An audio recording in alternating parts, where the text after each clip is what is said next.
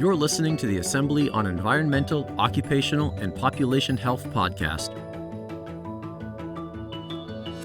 Hello and welcome to this podcast from the ATS Environmental, Occupational, and Population Health Assembly, EOPH.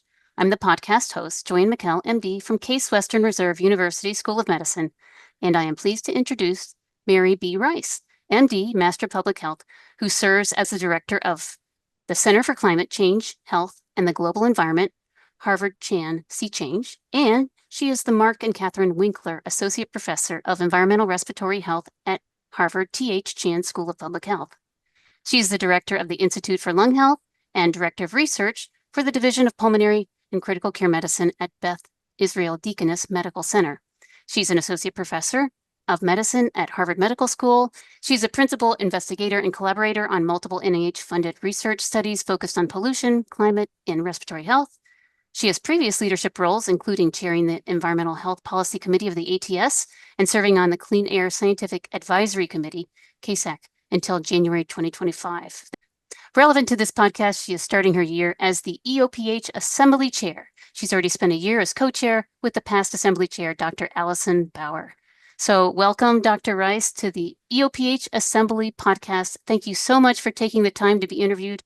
I know you've been very busy since you assumed the leadership of EOPH. And this is just a quick visit to let the Assembly membership get to know you. How are you doing today? Good. Thank you so much for having me, Joanne. It's great. It's great to be here. Tell us about yourself. Where are you from? And what sparked your interest in climate and environmental health? Well, I'm originally from the US, but I spent much of my childhood in the Netherlands and Singapore. And growing up in Holland, which is a very small, environmentally conscious country where people bike to school and work and reuse shopping bags, is where I developed my interest in environment and sustainability. And that's what led me to study environmental science and public policy as an undergraduate. And in college, actually, my first job out of college was not in science or medicine. It was I worked at a management consulting firm in New York City, and I learned a lot about strategic planning, but I found that I really loved science, and I wanted to do something with more impact on people and the public. And that was why I decided to pursue a career in medicine, actually, with environmental health already on my mind right from the beginning. And before I started medical school, I worked at the Columbia Center for Children's Environmental Health. And that experience really solidified my interest in environmental exposures and how they affect the health of vulnerable populations. And so I chose pulmonary medicine as my specialty because the lungs are so directly affected by air pollution and other environmental hazards. So I started my research career studying how air pollution affects the lungs, and over time, my work increasingly focused on climate-related exposures, including heat, smoke, pollen, extreme weather, which, as you know, have become more severe. And fossil fuel combustion drives both air pollution and climate change. So there's a clear opportunity to improve health, both through improved air quality and also avoided climate change. Yeah, and you certainly have been a leader in that. You hold so many leadership roles in the environmental respiratory health sphere. What factors played a role in your decision to lead the EOPH Assembly? Well, I can trace my motivation for engaging further with the ATS and my decision to pursue leadership of this assembly really to my earliest experiences with EOPH through the Environmental Health Policy Committee, which is an ATS-wide committee. I joined as a junior faculty member right out of fellowship, and that experience working on this committee was a real turning point in my career. I was working with colleagues on that committee together. It really showed me the power of working collectively as a professional society to translate science into policy and for real solutions for our patients. And, I got involved through formal regulatory comments, multidisciplinary workshops that synthesized the evidence for patient care policy, legal briefs, expert testimony to Congress on behalf of the ATS. And through that, I could really see how our research could have a direct impact on public health beyond the clinic or the lab, and really the instrumental role that our professional society can play in making that happen. And, That's for great. me, the EOPH has really been my scientific and social home within the ATS. It's a place where I have found inspiration and new ideas and rewarding collaborations with colleagues. Mhm. As you mentioned, I've served on a number of our Assembly's committees over the years, and I've seen the breadth and quality of our environmental, occupational, and population health research through the work of our program committee, which curates the scientific submissions into engaging sessions at the annual conference. Mhm. And the work of our planning committee, which reviews workshops and statements and recognizes the outstanding achievements of our colleagues through our Assembly awards. And I've also seen how our early career professional group brings in new scientists and supports their careers.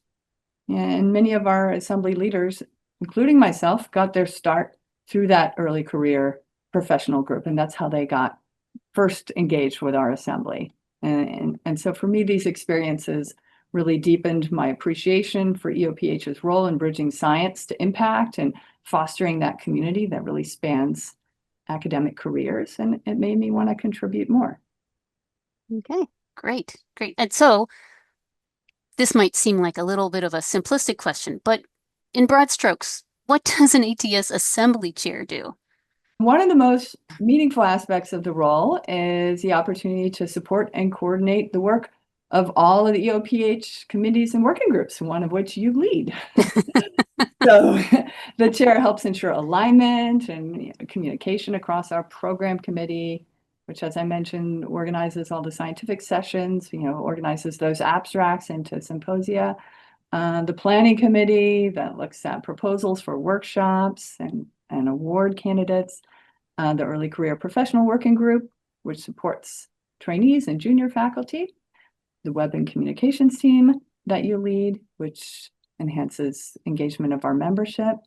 And we have a number of sections which represent unique areas like terrorism and inhalational disasters, basic and translational science and innovation. And so as chair, my role is to work closely with all of these groups to help us set priorities, foster collaboration, ensure EOPH continues to thrive as an inclusive academic home for our Assembly members who are working on environmental, occupational, and population health issues. And I would add that, and this is a little bit new to the ATS, there is a council of the ATS that includes all of the Assembly chairs and incoming chairs and committee leaders. And that council ensures connection between our Assembly and the ATS leadership. And last year, actually, the Council of the ATS met quarterly. But now going forward, at least for the foreseeable future, we're meeting monthly in the coming year. And that's in response to quite frankly, the greater need for communication to address the many efforts at the federal level to reduce funding for science and weaken public health protections. So we're finding the need that it's important to stay in touch with each other. What are your goals for the upcoming year? You kind of mentioned a few. Just what would you be prioritizing? Well, one of my main goals for the coming year is, again, to enhance engagement from our Assembly members. And that means engagement across a broader geographic spectrum. If you look historically, participation from our Assembly has been skewed towards coastal and northern cities. And I want to ensure our work reflects the diverse experiences and expertise of our members across the country and beyond. And so to do this, I plan to test some new platforms for communication and planning that'll make it easier for our members to engage and coordinate with each other. Another key priority I would highlight is improving science communication, especially at a time when public trust in science and research is under pressure. And so one way I plan to address this is, in fact, through working with you and your team, this podcast series, which can highlight the work of our members at all career stages. It can help make our research more accessible, more engaging for broader audiences. And I'm really committed to fostering a stronger sense of community within EOPH. I believe that sense of community is already quite strong. As I mentioned, it's what got me so engaged. But I really think it's more important now than ever. More regular communication with our assembly members throughout the year, building spaces for connection at the international conference. And I want to support our assembly leaders, putting together an outstanding conference program in 2026, that showcases the cutting edge science that we do, emphasizes policy translation and impact, and really reflects that collaborative spirit of our assembly. One thing you mentioned, communication and discussing, communication and fostering engagement, makes me think of something that you presented during the ATS Assembly meeting back in May, and you actually introduced a guest speaker called Moira O'Neill. She actually is the president of research interpretation from the Frameworks Institute. And she introduced the concept of framing, which would you be willing to clarify that? Together with Alison Bauer, we invited this guest speaker, Moira O'Neill, who's a social scientist by training, and specializes in science communication, to talk to our assembly, because we really wanted our assembly members and ourselves to hear new perspectives on how to communicate more effectively, especially around environmental health topics that we study that can be very polarizing. Climate change is a perfect example of this, right? It's become so politicized in the US, and yet the health hazards of climate change, aggravated respiratory illness from wildfire smoke, heat-related morbidity, the elderly, those are very real and growing problems. And so we hope that this session would help us all become, wouldn't turn us into experts, but it would help us become better science communicators by exploring how to frame the science and the policy issues in ways that might resonate across different perspectives. And what I learned from Moira, the power of framing environmental health discussions around shared values like prosperity, rather than focusing on messages of vulnerability and harm. And if we can frame around that shared value that we all want prosperity, a healthier future, that shift in framing can open up conversations and it can foster engagement. And so as chair, I intend to continue to prioritize and share communication strategies. I'm sure there are many approaches and many models of success that we can learn from to try to make our work more impactful by helping us connect with diverse audiences, from policymakers to our patients and also the public. Is this a new initiative that you're starting? Well, I had gotten to know Moira and her institute actually through my own work at Harvard University. So that's how I made that connection. And so the story is really that we felt that at this juncture in time, we need to think about other ways of framing our research so it isn't polarizing. And so that's why we invited her. Yeah. It was a very interesting presentation. Thank you. In addition to your various leadership roles, you continue to practice as a pulmonary physician, treating chronic lung disease. So how does that work with all of your leadership positions? Do they inform your clinical practice, or does your clinical practice inform your leadership, or is it a combination of the two? Oh, well, I do still practice pulmonary medicine. I have a clinic in the low resource community of Chelsea, Massachusetts, which historically has been disproportionately exposed to environmental hazards. And it's a general pulmonary clinic. So I treat patients with severe asthma, COPD, interstitial lung disease, many of whom suffer from conditions that are at least in part preventable.